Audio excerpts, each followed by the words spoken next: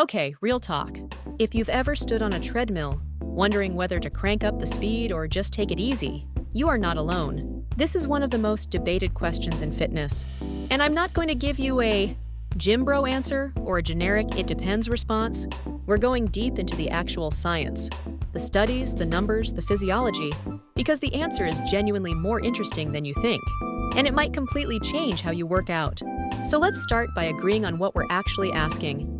We're not just asking which one burns more calories. We're asking which one burns more fat. And those two things are not the same. That distinction is everything. Here's a basic truth about your body.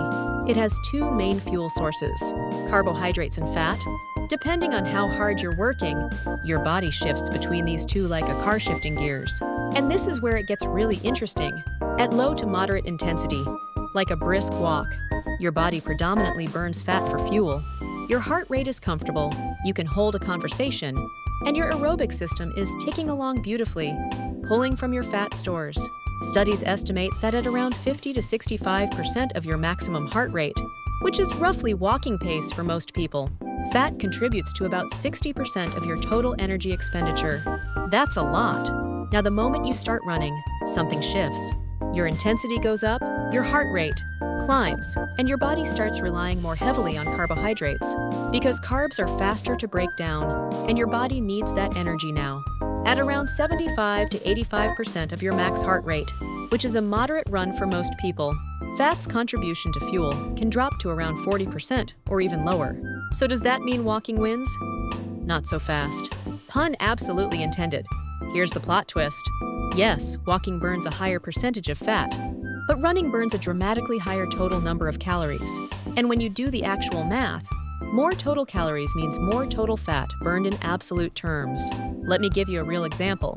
Using numbers from a widely cited study published in the Journal of Strength and Conditioning Research, a 70-kilogram person, that's about 154 pounds, walking at a brisk pace for 30 minutes burns roughly 150 to 180 calories. Running at a moderate pace for that same 30 minutes, they burn somewhere between 280 and 350 calories. That's almost double.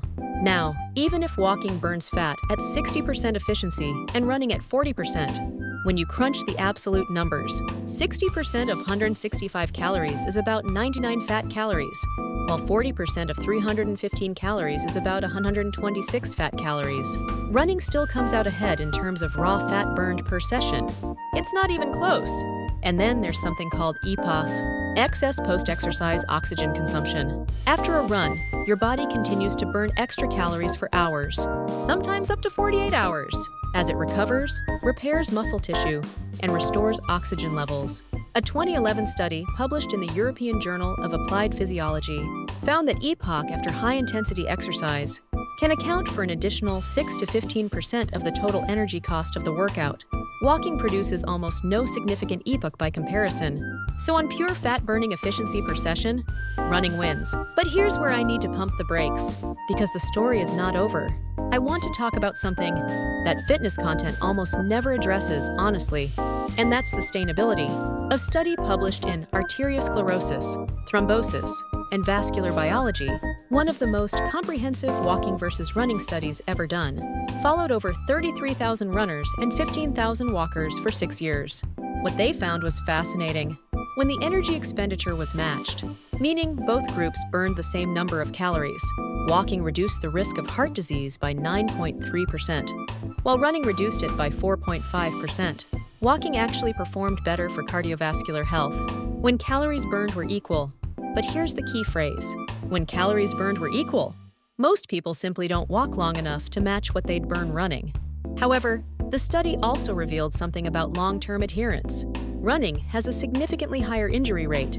Research from the British Journal of Sports Medicine found that recreational runners experience injuries at a rate of anywhere between 37 and 56% per year. Common culprits: shin splints, runner's knee, stress fractures, IT band syndrome. Walking. The injury rate is almost negligible by comparison. And here's the thing, an injury means you stop. Stopping means 0 calories burned, 0 fat lost. So if running leads to a knee injury that keeps you on the couch for 6 weeks, all of those extra calories you burned during your runs are wiped out. And then some. depending on how much your activity drops during recovery. Walking, on the other hand, is something almost anyone can do consistently, daily, for years. And consistency, I cannot stress this enough, is the single most important variable in fat loss. Not intensity, consistency. By the way, if you're finding this useful, do me a favor and hit that like button right now. It genuinely helps more people find this kind of evidence-based content. And it keeps me making videos like this. Okay, back to the science. Now I have to address something. The fat burning zone. You've seen it on treadmills. You've seen it in fitness magazines. The idea that there's a magical low-intensity zone where your body melts fat away. There's a kernel of truth in there, but the way it's been marketed is misleading. Yes, lower intensity exercise does use a greater proportion of fat as fuel. We covered that.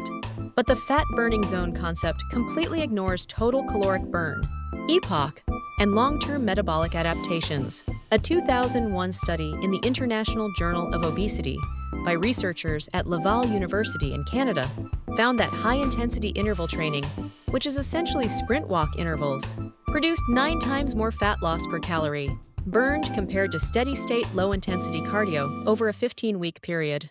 9 times. That number should make you stop and think. The mechanism here is partly about EPOC, partly about hormonal response. High-intensity exercise triggers a significantly greater release of catecholamines, like epinephrine and norepinephrine, which are powerful fat-mobilizing hormones. Your body floods itself with fat-burning signals that it simply doesn't produce at walking pace. So here's what I actually recommend, based on where the evidence lands, not on what sounds coolest. If you are currently sedentary or just getting started, walk.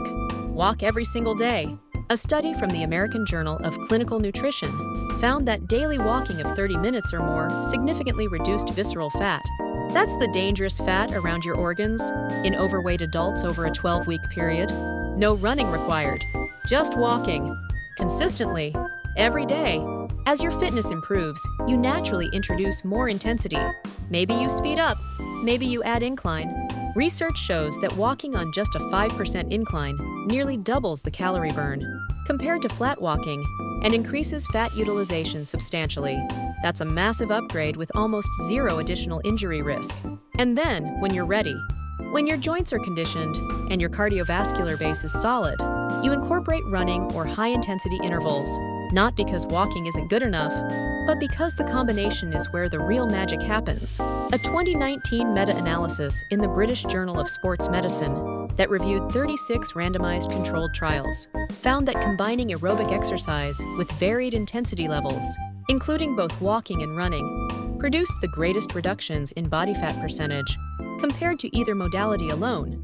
The body adapts to repetitive stress. Variety keeps it guessing and keeps the fat loss response alive. There's also the muscle preservation angle. Running, especially sprinting and interval training, activates fast-twitch muscle fibers and triggers a mild anabolic response. More muscle means a higher resting metabolic rate, which means you're burning more calories, even when you're sitting on your couch watching YouTube. Walking simply doesn't come close. So here's the honest answer. Straight up, running burns more fat per session. The science is pretty clear on that. But walking burns fat too, is dramatically safer, is sustainable for almost everyone, and when done consistently and progressively, produces meaningful, lasting fat loss that running injuries can actually prevent. The best exercise for fat loss is the one you will actually do, week after week, month after month. If that's walking, walk. If that's running, run. If you're somewhere in between, do both. But don't let anyone sell you on the idea that you have to run to lose fat, or that walking is too easy to work. The data tells a much more nuanced and empowering story than that. The real enemy of fat loss isn't low intensity. It's inconsistency. It's the stop-start cycle. Push too hard, get injured or burnt out, and quit. Start where you are. Progress from there. And trust the process, because the science absolutely backs it up. If you want to go even deeper, I've got a video coming up on how to structure a full fat loss cardio plan using all of this science, so make sure you don't miss that one. And if this video gave you something genuinely useful today, please consider subscribing. I put a lot of work into making sure everything here is grounded in real research, not hype. No supplements to sell you, no magic programs, just actual science, broken down so it works in real life. See you in the next one.